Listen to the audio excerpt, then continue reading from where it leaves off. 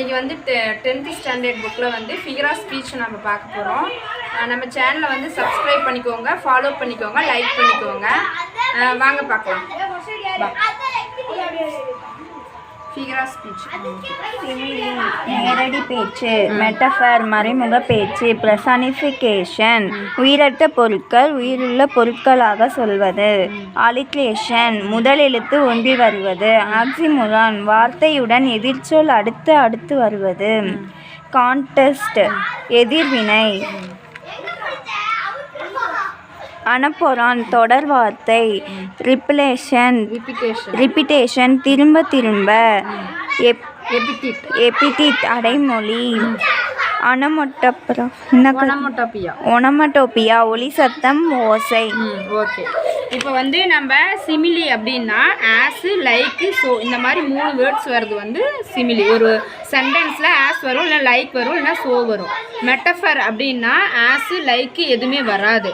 அதாவது indirect comparisons united using like or as, அதாவது without like ஆஸ்ன்னு வரும், அதாவது எதுவுமே வராது.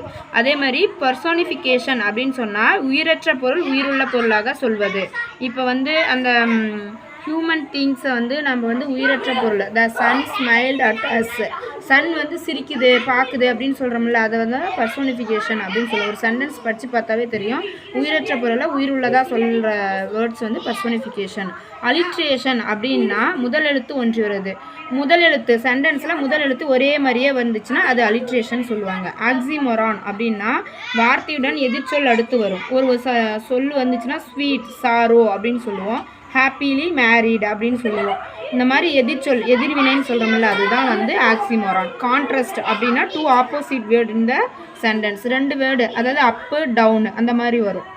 அப்புன்னா மேலே, டவுன்னா கீழே, அந்த மாதிரி கான்ட்ராஸ்டில் வரும்.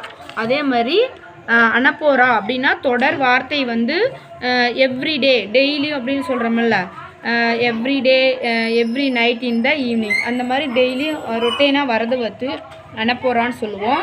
ரிப்பிட்டேஷன் திரும்ப திரும்ப ஒரே வார்த்தை வர்றது தான் ரிப்பிட்டேஷன். எபிடிட் அப்படின்னா அடைமொழின்னு சொல்லுவாங்க.